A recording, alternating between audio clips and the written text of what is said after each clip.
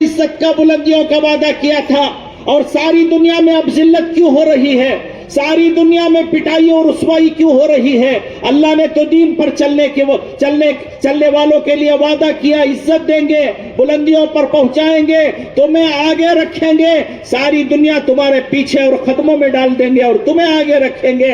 اگر نہیں ہو رہا ہے، ہمارے اندر کمی ہے، اس کمی کو تلاش کرنے کے لیے بلایا گیا ہے۔ آؤ ہم سب مل بیٹھ کر کے سوچیں، جس دین پر کامیابی تھی وہ دین ہمارے اندر کتنا ہے؟ اگر نہیں ہے تو اس کو لانے کی محنت پہ ہمیں سب کو لگنا ہے۔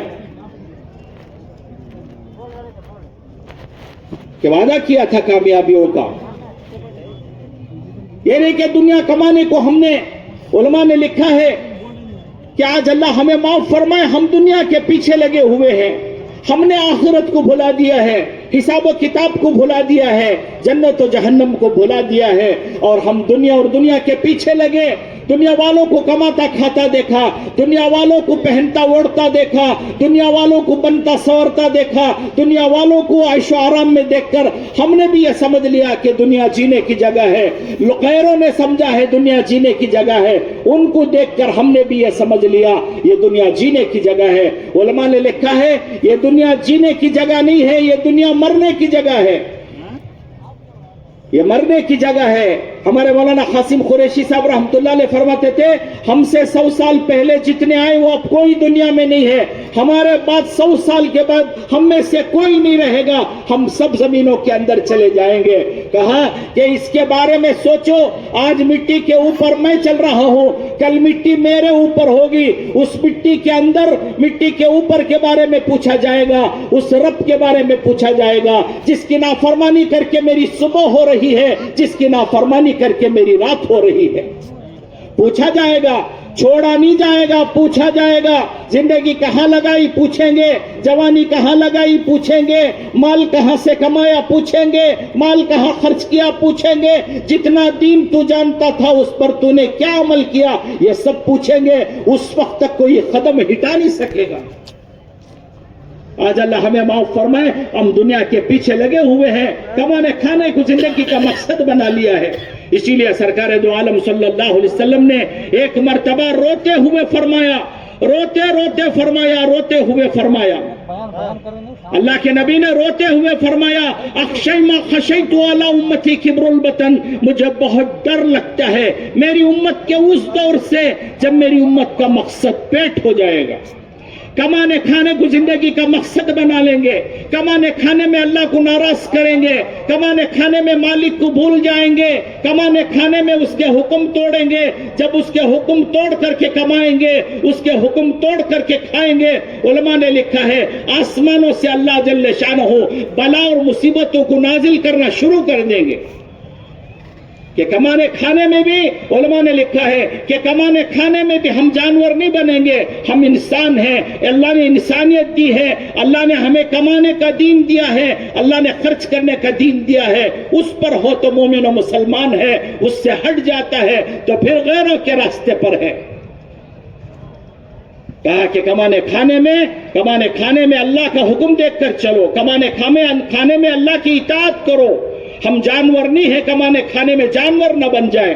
مثال دے کر کے ہمارے ایک بزرگ نے فرمایا، جیسے بلی ہے، وہ بلی ہے، رات میں 2 بجے آئی، بچے کے لیے دودھ رکھا ہوا تھا، 2 بجے بچے کے لیے دودھ رکھا ہوا تھا، بلی آئی رات کے 2 بجے دودھ پی کر کے چلی گئی۔ اب بلی کو کیا خبر کہ بچہ رات میں اٹھے گا، اب بلی کو کیا خبر کہ ماں پریشان ہو جائے گی، باپ پریشان ہوگا، بلی کو کیا خبر، وہ آئی اور دودھ پی کر کے چلی گئی، اسے کیا خبر کہ ماں پریشان ہوگی، باپ پریشان ہوگا، بچہ بھوک سے بل بلائے گا، بچہ بھوک سے تڑپے گا اور روئے گا، بلی کو کیا پتا، وہ آئی اور اپنا کھا کر کے چلی گئی۔ کہا کہ کمانے میں تم جانور مت بن جانا، کھانے اور کمانے میں جانوروں کی طرح زندگی مت گزار لینا، کہ تمہارے لیے تو دین دیا گیا ہے، تمہارے لیے کمانے کے راستے بتائے گئے ہیں، تمہارے لیے تو تمہارے نبی نے طریقے بتلائے ہیں، اس راستے پر چلو۔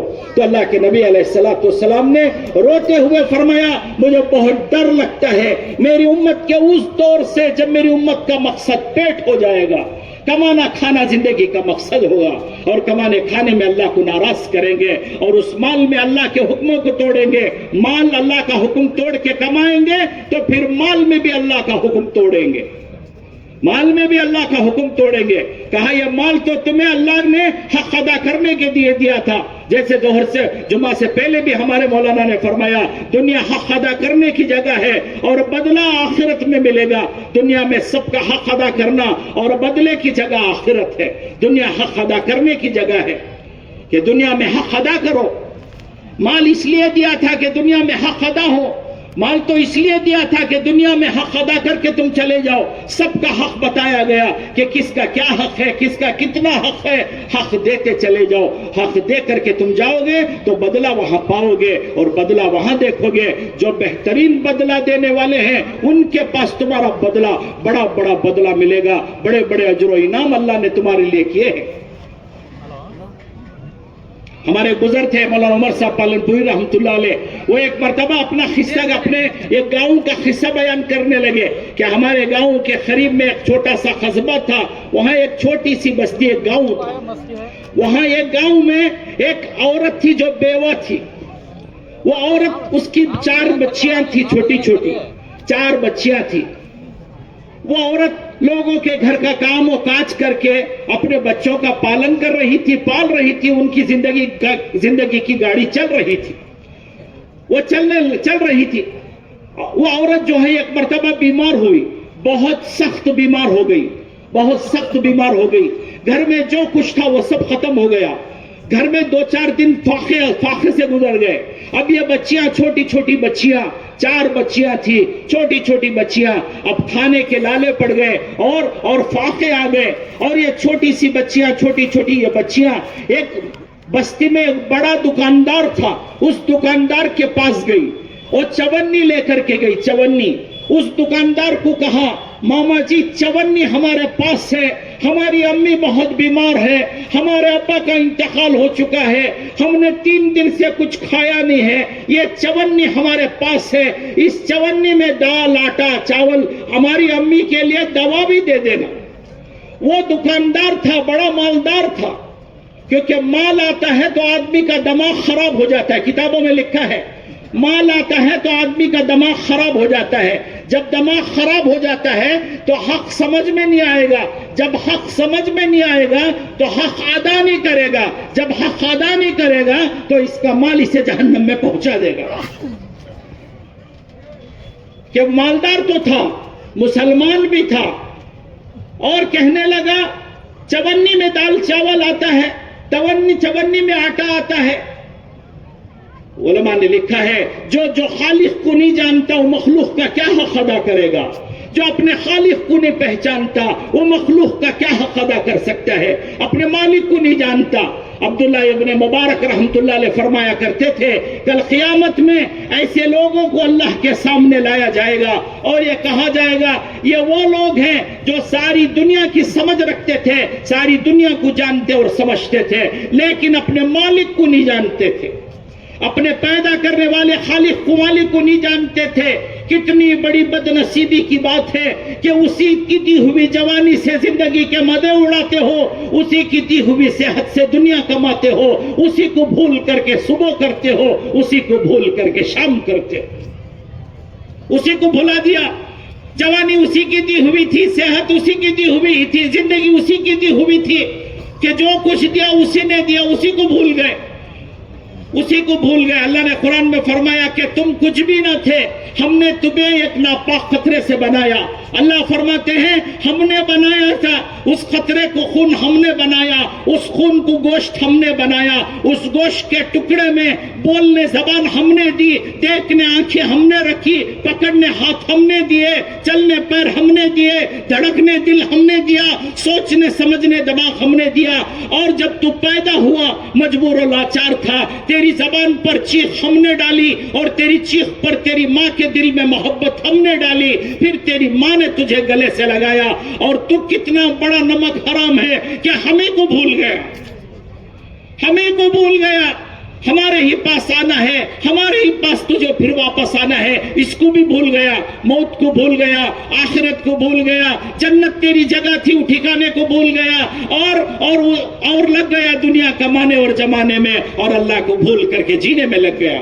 ہمارے حاجی عبدالرزاق صاحب تھے رحمت اللہ علیہ، بہت سارے ساتھیوں نے دیکھا ہوگا، وہ فرماتے تھے اللہ نے کہا کہ ہم نے تیری ماں کے دل میں محبت ڈالی ہے، اس بات کی علامت یہ ہے کہ پڑوس کا بچہ روئے تو سر دکھتا ہے، اپنا بچہ روئے تو دل دکھتا ہے. اللہ فرماتے ہیں تیری ماں کے دل میں محبت ہم نے ڈالی تھی اور تو بھول گیا ہمیں کو. تو میں کہہ رہا تھا کہ وہ دکاندار مالدار تھا، لیکن اپنے مالک کو نہیں جانتا تھا. جو خالق کو نہیں جانتا وہ مخلوق کا کیا حق ادا کر سکتا ہے. اس نے بچیوں کا مذاق اڑایا اور کہا کہ چلو بھگو یہاں سے، چونی میں دال آٹا چاول آتا ہے، بھگو یہاں سے. بھگا دیا، بچیاں چلی گئی. وہ بچیاں روتی ہوئی ایک چھوٹے سے دکاندار کے پاس گئی. چھوٹا سا دکاندار تھا، جیسے بولتے نہیں پیٹھی کا دکان، آپ کے یہاں بھی بولتے نہیں پیٹھی کا دکان. یہ پیٹھی کا دکان تھا، اس کا لکڑی کا پیٹھی کا دکان تھا. چھوٹا سا دکاندار تھا.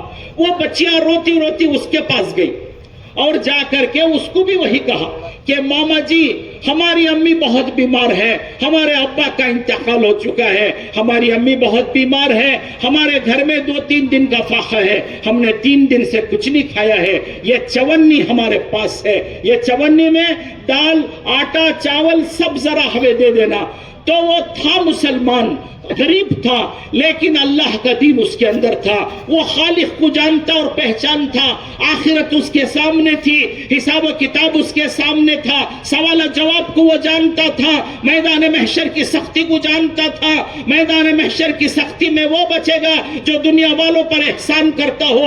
میدان محشر کی گرمی اور دھوپ سے وہ بچے گا جو دنیا میں اس کی مخلوق پر احسان کرتا ہو. یہ ساری چیزیں اس کے سامنے تھی. اس کے آنکھوں میں آنسو آ گئے. وہ اپنے دکان ہی میں سجدے میں گر کے رونے لگا کہ اے اللہ تو مجھے معاف کر دینا، میں کتنا بڑا مجرم و پاپی ہوں. میری بستی میں ایک بیوہ عورت ہے اور یتیم بچیاں کھانے کے لیے در در بھٹک رہی ہیں. کتنا اچھا ہوتا میں ان کی خبر لیتا. میری ذمہ داری تھی کہ اس بیوہ کی خبر لیتا، میری ذمہ داری تھی ان یتیم بچوں کی خبر لیتا. میں نے اپنی بستی میں یتیم بچیاں کھانے کے بغیر بھوک سے بلک کے باہر نکل پڑی. میں نہیں جانتا تھا ان کو، میں کتنا بڑا بدنصیب ہوں. اے اللہ تو مجھے معاف کر دینا، میں نے ان کا حق ادا نہیں کیا. وہ رونے لگا کہ مجھ سے ان کا حق ادا نہیں ہو سکا. وہ رونے لگا اور رو کر کے ان بچیوں سے کہا کہ دیکھو بیٹے آؤ. اور ایک آدمی کو بلایا، ہاں وہ بڑا ٹوکرا منگوایا، ٹوکرے میں ساری چیزیں رکھی، ٹوکرا بھر گیا. ایک آدمی کو بلایا اور اس سے کہا کہ یہ ٹوکرا لے جا، ان بچوں کے گھر چھوڑا. اور ان بچیوں سے کہا کہ بچوں جب تمہیں ضرورت پڑے تم اس دکان پر آ جانا، جو ضرورت پڑے تم یہاں پر آ جانا اور یہاں سے سب لے جانا. اب وہ بچیاں ٹوکرا بھرا ہوا دیکھ کر کے خوش ہو گئی. ٹوکرا بھرا ہوا ہے اور دل ان کا بھر آیا ہے. ٹوکرا بھرا ہے، ساری چیزیں اس میں رکھی ہوئی ہیں. وہ آگے جانے لگے، آگے پیچھے ہو کر کے جانے لگے. وہ کبھی آگے جا رہی ہے، کبھی پیچھے جا رہی ہے.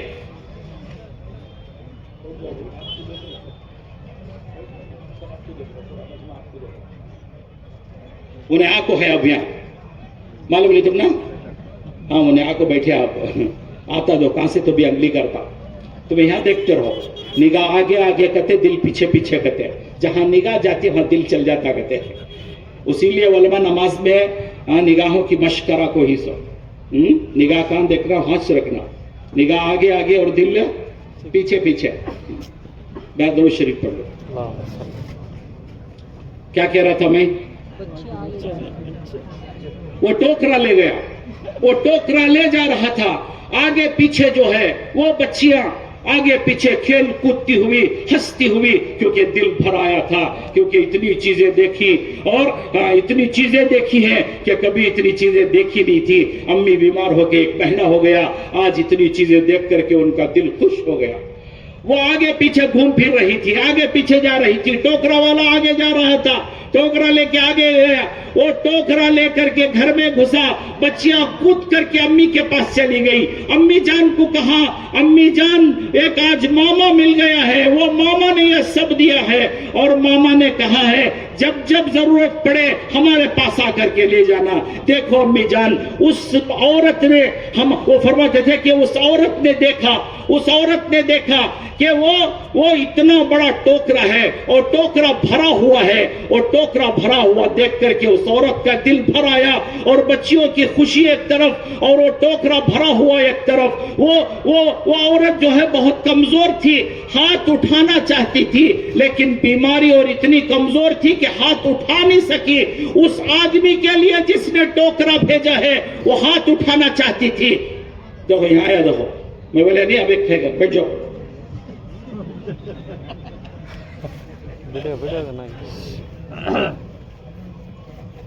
وہ ہاتھ اٹھانا چاہتی تھی، ہاتھ اٹھا کے اس ٹوکرے والے کے لیے دعا دینا چاہتی تھی جس نے ٹوکرا بھیجا ہے، لیکن ہاتھ اٹھا نہیں سکی. وہ اس کے ہاتھ لرزنا شروع ہو گئے، کمزوری اور بیماری، پیٹ میں کچھ نہیں. وہ ہاتھ اٹھانا چاہتی تھی، اٹھا نہیں سکی. بہت ساری دعائیں دل سے نکل رہی تھی، وہ دعائیں دینا چاہتی تھی، دے نہیں سکی. لیکن اس کے دل سے جو نکل رہا تھا، علماء نے لکھا ہے کہ دل بنانے والے کو خبر ہو گئی کہ اس کا دل کیا کہہ رہا ہے، کہ دل بنانے والے کو خبر ہو گئی کہ دل کیا کہہ رہا ہے. وہ سب اس تک پہنچ گیا، وہ سب اس تک چلا گیا. اسی لیے علماء نے لکھا ہے کہ دیکھو ہمارے بھی جنازے گزرے، ہمارے بھی جنازے محلوں سے گزرے، ہمارے لیے بھی کسی کمزور کا ہاتھ اٹھے، ہمارے لیے بھی کوئی بے قرار دل ہمارا بھی نام اللہ تک پہنچا دے، کوئی کمزور ہاتھ اٹھا کر ہمارا نام اللہ تک پہنچا دے کہ اے اللہ کیسا آدمی تھا. کسی کا دل ہمارے لیے بھی رو پڑے، کسی کی آنکھیں ہمارے لیے بھی چھلک پڑے، کسی کا ہاتھ ہمارے لیے بھی اٹھ جائے کہ لوگ دیکھیں نہ دیکھیں، اللہ ان کو دیکھ رہا ہوگا. کس وقت آپ ان کے کام آئے تھے، کس وقت ان کے سر پہ ہاتھ رکھا تھا. کسی یتیم کے آنسو نکل پڑے، کسی یتیم کا دل بے قرار ہو گیا، کسی یتیم کے ہاتھ اٹھ پڑے تمہارے لیے کہ دیکھو یہ اللہ تک پہنچ جائے گا، تمہارا بیڑا پار ہو جائے گا. علماء نے لکھا ہے مردوں کو کاندھا دینے سے زیادہ زندوں کو سہارا دینا ضروری ہے. مردوں کو کاندھا دیتے ہیں لوگ ثواب سمجھ کر، فرمایا کہ مردوں کو کاندھا دینے سے زیادہ زندوں کو سہارا دینا ضروری ہے، کیونکہ زندوں کو تو زندگی کی زندگی کی ضرورت ہے، زندوں کو کھانے کی ضرورت ہے، بھوک لگتی ہے، زندوں کو کپڑوں کی ضرورت ہے، ان کا جسم ہے، زندوں کو ضرورت ہے ضروریات زندگی کی. اسی لیے حضرت عباس رضی اللہ تعالیٰ فرمایا کرتے تھے، حیات الصحابہ میں لکھا ہے، حضرت عباس رضی اللہ تعالیٰ فرماتے تھے کسی غریب گھرانے کی ایک ہفتے کی ضرورت میں پورا کر دوں، مجھے حج پر حج کرنے سے زیادہ عزیز ہے. ایک ہفتے کی ضرورتوں کو پورا کر دینا.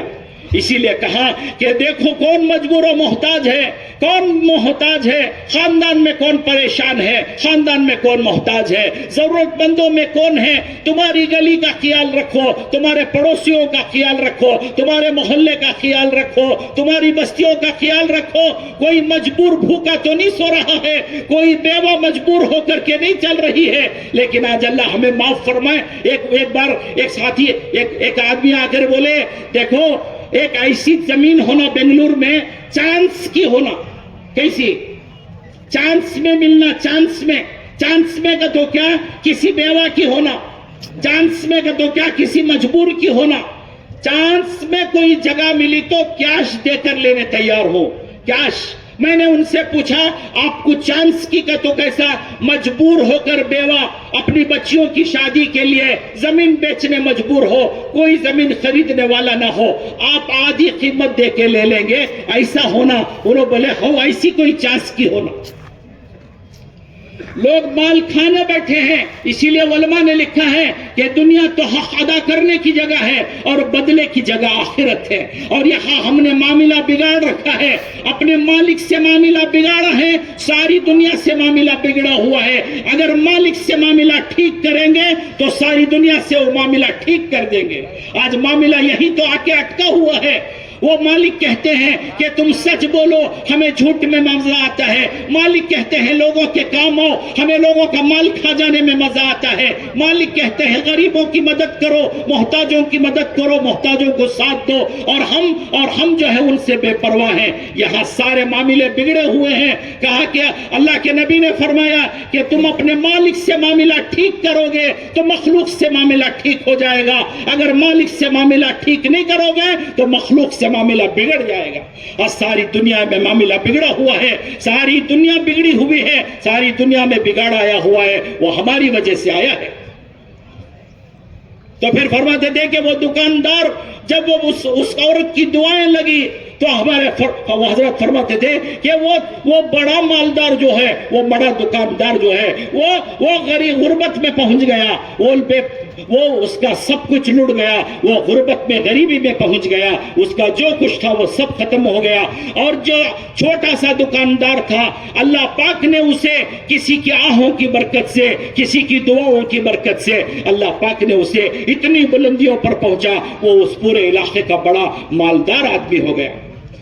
کہا کہ لوگوں کے کام آنا سیکھو, لوگوں کی مدد کرنا سیکھو, پڑوسیوں کی بھی, غیروں کی بھی, اپنوں کی بھی, سب کی. یوں کہا کہ دنیا سب کا حق ادا کرنے کی جگہ ہے, حق ادا کر کے جاؤ. انصار کا ایک نوجوان آیا حضور اکرم صلی اللہ علیہ وسلم کے پاس, پوچھا کہ قیامت کب آئے گی؟ اللہ کے نبی قیامت کب آئے گی؟ اللہ کے نبی علیہ السلام اٹھ کر کے کھڑے ہو گئے. ابو سعید خدری رضی اللہ تعالیٰ روایت کرتے ہیں کہ وہ اللہ کے نبی نے اس نوجوان کو قریب بلا کر کے گلے میں ہاتھ ڈال دیا. قیامت تک کے آنے والے نوجوانوں کے گلے میں ہاتھ ڈال کر اللہ کے نبی نے یہ بات بتائی. فرمایا, پوچھا نوجوان سے کہ تو نے کیا پوچھا؟ اس نوجوان نے پوچھا قیامت کب آئے گی؟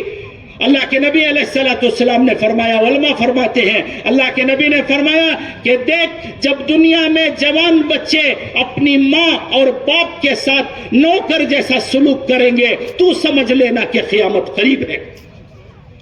علماء نے لکھا ہے نوکر جیسے سلوک کا کیا مطلب ہے؟ نوکر جیسے سلوک کا کیا مطلب ہے؟ ماں نے ماں کو پیسے دیے خرچے کے 1000 روپے, کل پیسے دیے تھے 1000 روپے, آج ماں نے پھر پوچھے 1000 روپے خرچے کو. بیٹا پوچھنے لگے گا کل ہی تو 1000 روپے دیے تھے, وہ کیا ہوئے؟ ذرا بولو مجھے کیا ہوئے, کیا کیا؟ ماں سے حساب پوچھے گا. ماں بولے گی دیکھ رہے 100 اتنے کے, 200 اتنے کے, 300 اتنے کے. اگر 100-200 اپنی ذات پر خرچ کر لی ہوگی تو ماں کے دل میں ڈر پیدا ہوگا, اس کی بیوی پاس کھڑی ہے, پتہ نہیں میرے اوپر میں نے 100-200 خرچ کر لیے, پتہ نہیں یہ کیا کہے گا. اور بیوی اس کے بازو کھڑی ہے, ماں کا دل ڈرنے لگے گا. علماء نے لکھا ہے کہ جس وقت بیٹے کے سامنے ماں کا دل ڈرنے لگے اللہ کا عرش بھی ہل جاتا ہے, سمجھ لینا کہ قیامت قریب ہے. ماں ڈر رہی ہے, بیٹا حساب مانگ رہا ہے, ماں ڈرنے لگی ہے کہ بیوی بازو کھڑی ہے. اور کتابوں میں لکھا ہے آقا نے فرمایا قیامت کی نشانیوں میں سے ایک نشانی یہ بھی ہے کہ ماؤں کو ذلیل کریں گے اور بیویوں کو عزت دیں گے, ماؤں کا مذاق اڑائیں گے اور بیویوں کے ساتھ مل کر ماں کے بڑھاپے کا مذاق اڑانا, باپ کے بڑھاپے کا مذاق اڑانا, بیویوں کے ساتھ کھڑے ہو کر بیویوں کو عزت دینا, ماؤں کو ذلیل کرنا, بیویوں کے ساتھ ہنسی مذاق, اپنی ماں اور باپ کے بڑھاپے کا مذاق اڑانا. اسی لیے اللہ نے قرآن میں کہا کہ تم ظاہر سے نہیں باطن میں بھی دل سے ان کی قدردانی کرو, دل سے ان کا احترام کرو, دل سے احترام کرو. ہمارے بزرگ فرما رہے تھے بہت سارے لوگ ایسے ہیں جو ظاہر میں تو ماں باپ کو تنگ کرتے ہیں اور ماں باپ کا مذاق اڑاتے ہیں اور ماں باپ سے اونچی آواز میں باتیں کرتے ہیں. ہمارے پڑوس میں ایک بیوہ عورت تھی, وہ آتی تھی گھر میں. وہ ایک مرتبہ ہمارے والدہ کو آ کے کہنے لگی پہلے میرا بیٹا بات کرتا تھا تو میرا دل خوش ہو جاتا تھا کہ میرا بیٹا بات کر رہا ہے مجھ سے, اب وہ بات کرتا ہے تو میرا دل دھڑ دھڑ کرنے لگتا ہے. اتنی زور سے بات کرتا ہے میرا بیٹا, میرا دل دھڑ دھڑ کرنے لگتا ہے. اسی لیے کہا ان کے بڑھاپے پر ترس کھاؤ, ان کے بڑھاپے پر رحم کھاؤ, ان سے نرمی سے بات کرنے کو کہا اللہ نے. تیری تیز آواز سے ان کے بڑھاپے پر اثر پڑے گا, تیری تیز آواز سے ان کی بیماری پر اثر پڑے گا، تیری تیز آواز سے ان کا دل گھبرا جائے گا. اسی لیے اللہ نے کہا نرمی سے بات کرو ان کے سامنے آواز بلند نہ کرو. اللہ جانتے تھے بوڑھے کو آواز سن کے پریشانی ہو جائے گی، بڑھاپے میں حالت خراب ہو جاتی ہے. تو وہ عورت کہنے لگی کہ میرا بیٹا بات کرتا ہے، گھر میں آتا ہے تو میرا دل دھڑ دھڑ کرنے لگتا ہے، میں یہ کونے میں بیٹھ جاتی ہوں، پہلے وہ بات کرتا تھا دل خوش ہو جاتا تھا، اب بات کرتا ہے اتنا زور سے بات کرتا ہے. کہا وہ ہمارے بزرگ تھے نثار حضرت، بہت سارے ساتھیوں نے دیکھا ہوگا نثار حضرت کو. وہ کہتے تھے کہ گھر جاتا ہے تو بیوی اور بچے خوش ہو جائے.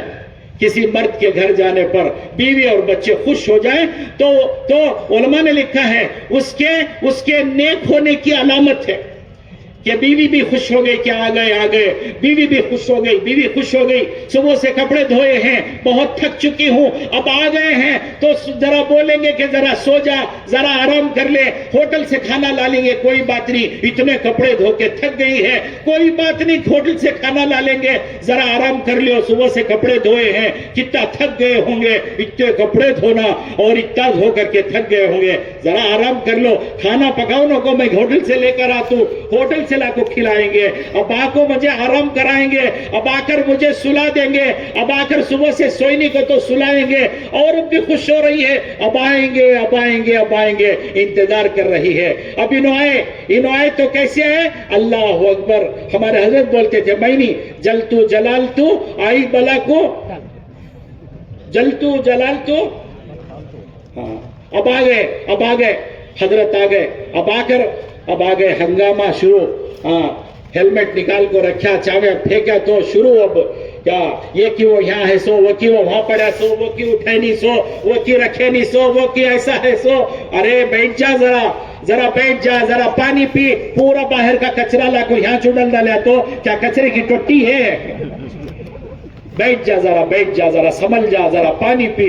ہمارے حضرت بولتے تھے کہ جب بیوی اور بچے خوش ہو جائے تو اس آدمی کے نیک ہونے کی علامت ہے. اگر بیوی ڈر گئی، بچے بھی ڈر گئے، بیوی سامنے نہیں آ رہی ہے، چولہے کے پاس کام کر رہی ہے، کیا بھی کام نہیں ہے، پھر بھی چپکے تو بھی پوچھ لے کو ہے، بھنڈے اٹھا لے کو ہے، باسنا رکھ لے کو ہے، چپکے تو بھی کیا بھی کام نہیں ہے، لیکن انہیں آگا نا، جلدی آنا نہیں اس کے سامنے گھر کو، کیا کر رہے؟ ذرا چولہے کے پوچھ لے کو ہے، طرح اٹھا لے کو ہے، ادھر سے ادھر کر رہے، ادھر سے ادھر رکھ رہے، چپکے تو بھی.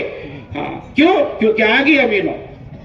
تو ہمارے حضرت بولتے تھے جس آدمی کے گھر جانے پر بیوی اور بچے ڈر جاتے ہوں اس آدمی کے کمینے ہونے کی علامت ہے.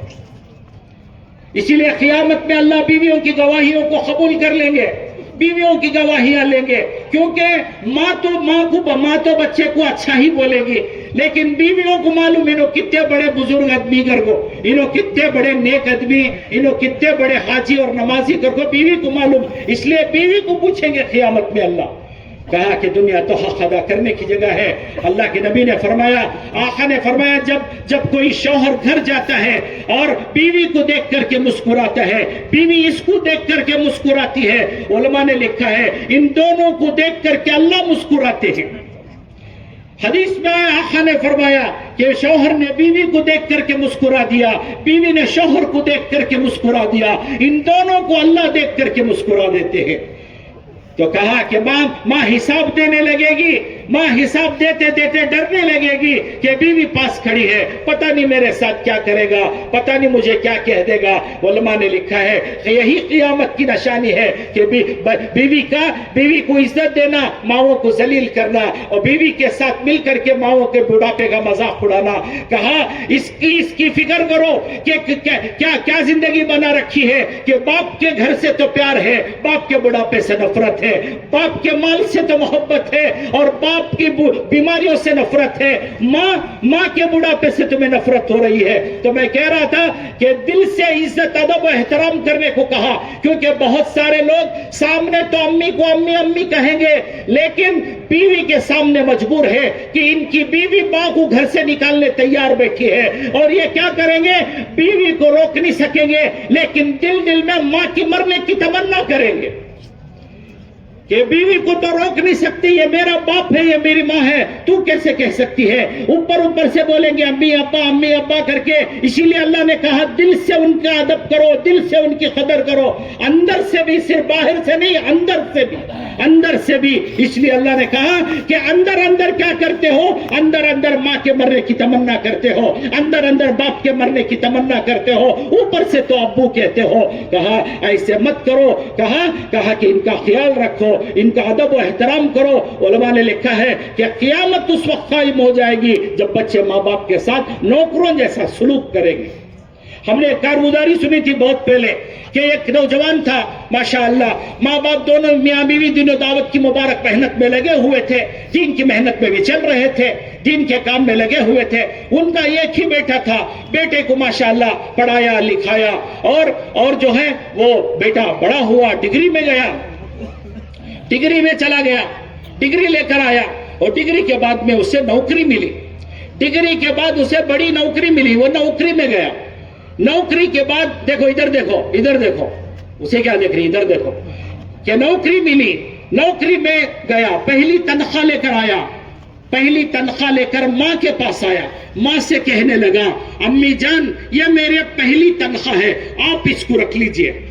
ماں نے کہا دیکھ بیٹے تیرے ابا نے تجھے پڑھانے کے لیے بہت محنت کی ہے، تیرے ابا نے تجھے پڑھانے کے لیے بڑی مشقت اٹھائی ہے، ہمارا غریبوں کا گھرانہ ہے، لیکن تیرے ابا تجھے پڑھانا چاہتے تھے، تجھے بڑا آدمی بنانا چاہتے تھے، تجھے بڑے لوگوں میں دیکھنا چاہتے تھے، اس کے لیے بہت پتہ نہیں باپ نے کتنے لوگوں کے ہاتھ پھیلایا ہوگا، پتہ نہیں کتنے لوگوں کے سامنے سر جھکایا ہوگا، میرے بچے کا مسئلہ ہے، میرے بیٹے کا مسئلہ ہے، اس کے لیے پتہ نہیں کتنے لوگوں کے آگے پیچھے پھرا ہوگا، اور تب کہیں جا کر کے بچوں کو مقام ملتا ہے، لیکن بچے مقام پر جا کر باپ کو بھول جاتے ہیں، اب باپ بوجھ بن جاتا ہے۔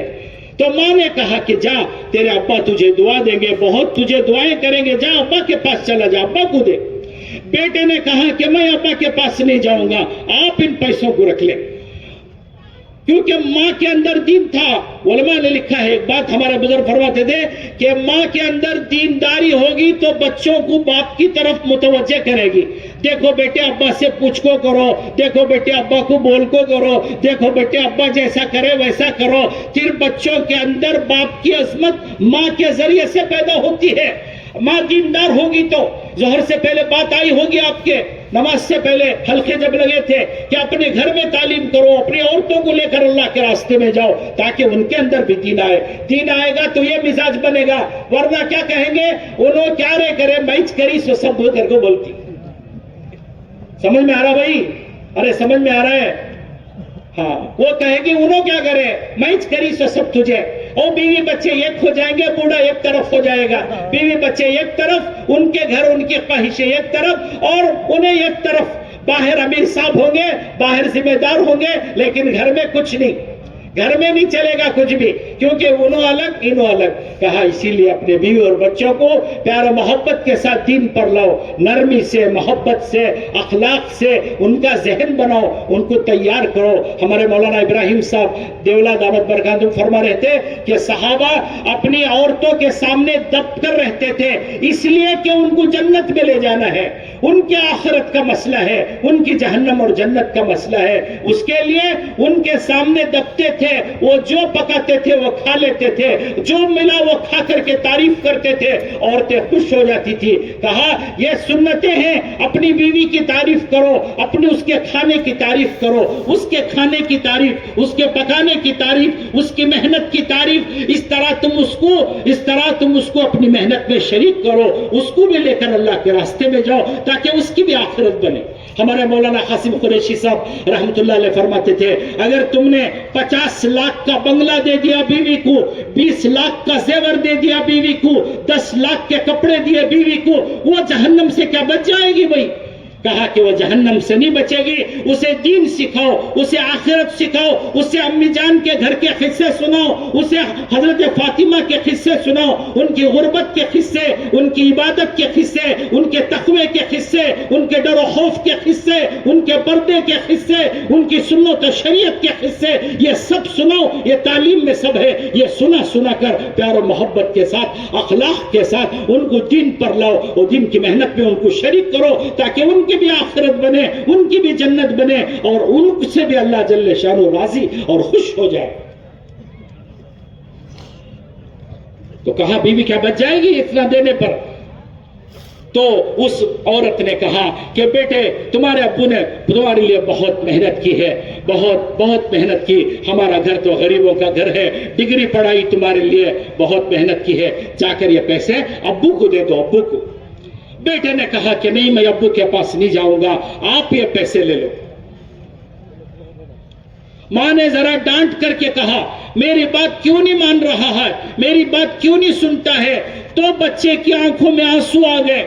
اس نے امی جان کو کہا کہ امی جان دوسری کلاس کا وہ دن مجھے یاد ہے جب دوسری یا تیسری کو جانے لگا، روزانہ ابا کے پاس پیسے لے کے جاتا تھا اور روزانہ لے کر گیا، برسوں تک گیا، ہائی اسکول میں پہنچا تب بھی روزانہ جاتا جاتا خرچے کو پیسے لے جاتا، کالج میں گیا جاتا جاتا پیسے لے جاتا، حتیٰ کہ ڈگری آئی، ڈگری میرے ابا نے کیسے دلائی میں نہیں جانتا، اتنا جانتا ہوں کہ میرے ابا نے بڑی مشقت اٹھائی میرے لیے، اتنی تکلیفیں برداشت کی ہے میرے لیے، اور ڈگری آئی اور ڈگری دلائی اور ڈگری میں جاتا رہا، روزانہ جاتا جاتا ابا کے پاس پیسے لے جاتا تھا، ڈگری تک بھی لے کر جاتا رہا۔ آج یہ چھوٹی سی اماؤنٹ آئی ہے، یہ چھوٹی سی تنخواہ ملی ہے، میرا دل نہیں مانتا 25 سال تک میرے ابا کا ہاتھ اوپر تھا سخیوں کی طرح، میرا ہاتھ نیچے تھا فقیر کی طرح، میرا دل نہیں چاہتا یہ تھوڑے سے پیسے لے جاؤں میرے ابا کا ہاتھ نیچے ہو جائے اور میرا ہاتھ اوپر ہو جائے، میرے ابا کے ہاتھ کے اوپر میرا ہاتھ ہو جائے، میرا دل نہیں مانتا یہ پیسوں کی کیا حقیقت ہے، میرے ابا کا رتبہ بڑا ہے، میرے بھائی یہ پیسوں کی کیا حقیقت ہے، میرے ابا کا درجہ اس سے بہت بڑا ہے، یہ پیسوں کی کیا حقیقت ہے، میرے ابا نے میرے لیے جو مشقت اٹھائی، جو قربانیاں دی، اس کی قربانیاں بہت ہے، یہ پیسوں کی کیا حقیقت ہے، میرا دل نہیں چاہتا کہ میرے ابا کا ہاتھ نیچے ہو، میرا ہاتھ اوپر ہو جائے۔ یہ ہوتی ہیں دینداریاں، یہ ہوتے ہیں نوجوان، جن نوجوانوں پر رش کیا جائے کہ کاش ایک اولاد ایسی ہو جاتی، ان نوجوانوں پر رش کرنا چاہیے، کاش ایک اولاد ایسی ہو جاتی زمین پر جو ماں باپ کا سہارا بنتی اور دل سے قدردانی کرتی، پھر ان کے دل سے نکلی ہوئی دعاؤں کا کیا عالم ہوگا، کسی غریب کی نکلی ہوئی دعا آسمان تک جا رہی ہوگی تو کسی اپنی ماں کے دل کی نکلی ہوئی دعا کہاں تک جائے گی۔ ایک بزرگ نے لکھا ہے اگر 70 اولیاء اللہ بھی مل کر کے تجھے بد دعا کر دے تو تیری ماں کی بد دعا سے چھڑا نہیں سکتے، اگر 70 اولیاء اللہ مل کر تیرے لیے دعا کرے اور ماں تجھے بد دعا کرے تو وہ بچا نہیں سکیں گے تجھے۔ 70 اولیاء اللہ۔ اچھا اس کے باہر ایک عورت رو رہی تھی، بہت رو رہی تھی، بڑے گھرانے کی عورت تھی، بہت رو رہی تھی۔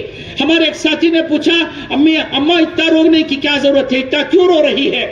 انہوں نے کہا کہ میرا بیٹا حج کو گیا ہے۔ ہمارے اس ساتھی نے بتایا ماں جی یہ تو بہت خوشی کی بات ہے، آپ کا بیٹا حج کو گیا ہے، بہت خوشی کی بات ہے، اتنا کیوں رو رہی ہے، تو خوشی کی بات ہے۔ انہوں نے کہا کہ مجھ سے مل کے نہیں گیا ہے، ماں سے مل کے نہیں گیا ہے، حج کو گیا ہے، ماں سے مل کے نہیں گیا ہے، کیوں کچھ بات ہو گئی تھی اور ماں کو بولے بغیر حج کو چلا گیا۔ وہ عورت حج ہاؤس کے باہر زار و خطر رو رہی ہے، میرا بیٹا حج کو گیا اور مجھے مل کے نہیں گیا، مجھے بول کے نہیں گیا، میں بھاگتی بھاگتی آئی تو وہ جا چکا تھا، وہ رو رہی ہے۔ کہا کہ جب تک یہ معاملے ٹھیک نہیں ہوں گے آسمانوں سے فیصلے ٹھیک نہیں اتریں گے، وعدہ کیا اللہ پاک نے کہ تم جیسے اعمال کرو گے ویسے ہی اعمال اوپر سے اتریں گے، ویسے ہی اعمال آئیں گے۔ ویسے ہی فیصلے اتریں گے. اس لیے زمینوں میں بگاڑ ہماری وجہ سے آیا ہے. ساری دنیا دشمن اسی لیے بنی ہوئی ہے, باطل ہمارے سر پر اسی لیے بیٹھا ہوا ہے کیونکہ ہم نے معاملہ اپنے مالک سے بگاڑ لیا ہے. آج اس اجتماع میں بلایا گیا ہے, آؤ ہم سب مل کر کے اپنے مالک سے صلح کر لیں اور مالک کو کہہ دے بہت ہم نے گناہ کیے, بہت تیری نافرمانی کی, بہت تیرے حکم توڑے, اب آخری ہے. ہم آج کے دن وعدہ کرتے ہیں, بس کرتے ہیں یا اللہ تو بھی بس کر دے, ہم بھی بس کر دیں گے. اور اس امت پر جو آسمانوں سے بلا مصیبت نازل ہو رہی ہے آپ بھی بس کر دیجئے. ہم بھی اب اپنے گناہوں سے توبہ کرتے ہیں, ہمیں معاف کر دیجئے, توبہ کرتے ہیں, معاف کر دیجئے. ہم سب کو آج اس اجتماع میں بیٹھ کر اپنے دل سے متوجہ ہونا, کیونکہ کون کس نے کیا کیا ہے وہ خود جانتا ہے. اسی لیے حضرت عیسیٰ علیہ السلام کا قول ہے دنیا 3 دن کی ہے, جس کا جتنا گزر گیا وہ اس کا کل ہے. کسی کے 20 40 50 گزرے وہ اس کا کل ہے. ایک آج کا دن ہے, یہ گزر رہا ہے, یہ گزر جائے گا. اللہ کے نبی علیہ السلام نے مسجد نبی میں عصر کی نماز کے بعد میں منبر پر کھڑے ہو کے فرمایا, لوگوں دنیا کی زندگی اتنی ختم ہو گئی ہے جتنا آج کا دن ختم ہو گیا ہے. دنیا کی زندگی اتنی باقی ہے جتنا آج کا دن باقی. کب فرما رہے بھائی؟ عصر کی نماز میں فرما رہے کہ لوگوں دنیا کی زندگی اتنی ختم ہو گئی جتنا آج کا دن ختم ہو گیا. دنیا کی زندگی اتنی باقی ہے جتنا آج کا دن باقی ہے. یہ آج کا دن ہے, یہ گزر جائے گا, اور ایک آنے والا کل ہے. وہ کل کیسا ہوگا ہم میں سے کوئی نہیں جانتا. آقا نے فرمایا کہ بہت سارے لوگ ایسے ہوں گے جو رات کو سوئیں گے, صبح کا سورج دیکھنا نصیب نہیں ہوگا. انہوں نے بھی بڑے بڑے مشورے کیے تھے, بڑے بڑے پلان کیے تھے کہ 5 سال کے بعد میں جائیں گے, 2 سال کے بعد میں جماعت پہ جائیں گے, گھر ذرا بنا دل کو جائیں گے, وہ ذرا ٹھیک کر دل کو جائیں گے. نہیں, کل کس کا کیا ہوگا کوئی نہیں جانتا. کہا کہ فیصلہ آج کر لو, اللہ سے معافی مانگ لو, توبہ کر لو کہ اے اللہ ہماری وجہ سے یہ سب بگاڑ آیا ہے, ہماری وجہ سے دنیا میں بگاڑ آیا ہے, ہماری وجہ سے مسلمانوں پر حالات آئے ہیں, ہماری وجہ سے باطل سروں پہ بیٹھ چکا ہے, ہماری وجہ سے باطل کو ہماری کوئی چیز اچھی نہیں لگ رہی. سب ایک دوسرے میں جمع ہو گئے ہیں, آؤ ان سب کو ختم کریں, آؤ ان سب کو مارے, ختم کریں. سب باطل جمع ہو رہا ہے, وہ سب ہماری وجہ سے ہو رہا ہے. کہا کہ اللہ کی طرف رجوع کر لینا ہے, اللہ کی طرف آگے بڑھنا ہے, اللہ سے معافیہ مانگ لینا ہے. اور وہ بہت جلدی معاف کر دیتے ہیں, بہت معاف کرتے ہیں, بہت محبت کرتے ہیں. کوئی باپ اپنی اولاد سے اتنی محبت نہیں کر سکتا جتنا اللہ اپنے بندوں سے کرتے ہیں. کوئی ماں اپنی اولاد سے اتنی محبت نہیں کر سکتی جتنا اللہ کو اپنے بندوں سے محبت ہے. بہت جلدی راضی ہو جاتے ہیں. قرآن کتابوں میں لکھا ہے زمین پر تیرا ایک خطرہ میری جہنم کو ٹھنڈا کر سکتا ہے. اگر تو یہاں معافی مانگ لے, توبہ کر لے, تیرا یہ خطرہ جہنم ٹھنڈا کرنے کی طاقت رکھتا ہے. اگر تو ہزاروں سال مرنے کے بعد روئے گا تو مجھے تجھ پر رحم نہیں آئے گا. وہ جلدی معاف کر دیتے ہیں. اسی لیے حدیثوں میں آتا ہے, علماء فرماتے ہیں اس کے مفہوم میں اللہ کہتے ہیں تو ایک بالش آتا ہے تو ہم 2 بالش آتے ہیں, تو ایک ہاتھ آتا ہے ہم 2 ہاتھ آتے ہیں, تو چل کر آتا ہے ہم دوڑ کر تیری طرف آتے ہیں, دوڑ کر کے آئیں گے. کہا اللہ بڑے معاف کرنے والے, بہت معافی مانگنے والے. آج اس مجمع میں بھی ارادہ کرتا ہوں, آپ بھی, ہم